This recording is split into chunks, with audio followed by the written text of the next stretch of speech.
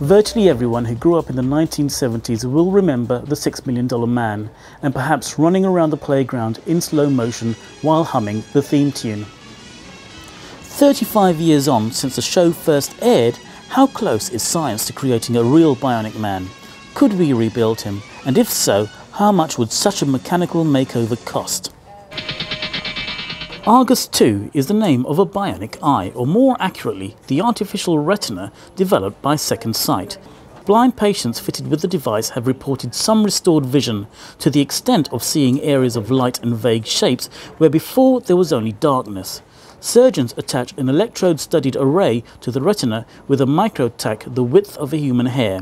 The patient then wears sunglasses with a tiny video camera and transmitter built in, powered by a microprocessor and battery worn on the belt.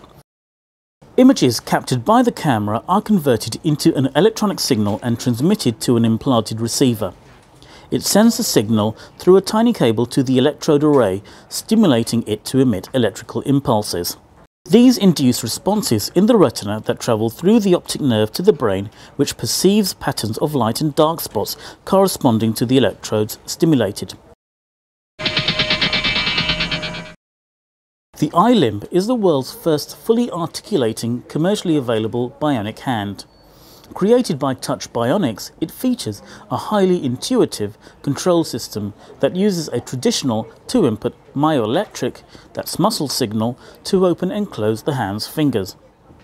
For the first time with our fully articulating digits, the patient can now see individual digits moving. They can grasp in full power grip. They can actually use the index finger for touching on keypads.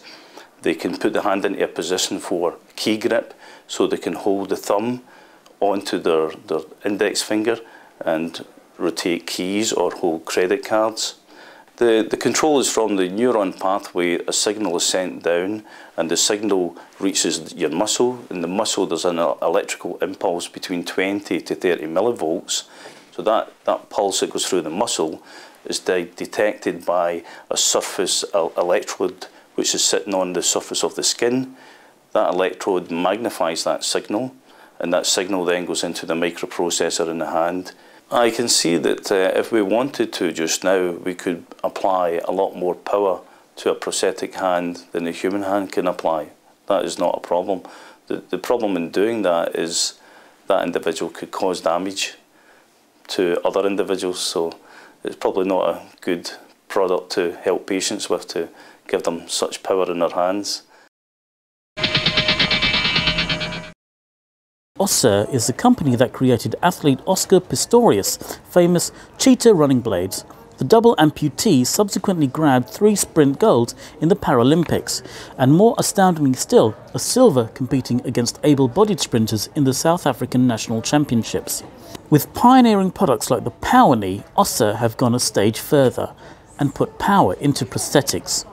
Not only does the battery-powered motor replace the lost muscle power, the device's sensors measure motion, position and velocity of the sound leg, providing feedback to the built-in processor.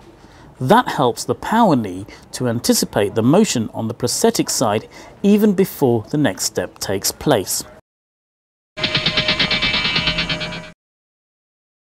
Steve Austin never flagged even when carrying mammoth weights. To match him, all you need is a powered exoskeleton. Berkeley Bionics is the leader in this field. The US spin-off firm has developed an exoskeleton comprised of 2 powered anthropomorphic legs, a small onboard computer and a backpack-like frame for bearing weight which no unenhanced human could carry for long.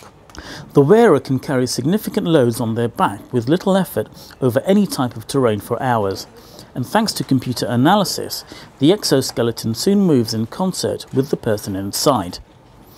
More than 40 sensors and hydraulic mechanisms function like a human nervous system, constantly calculating how to distribute the weight and create a minimal load for the wearer.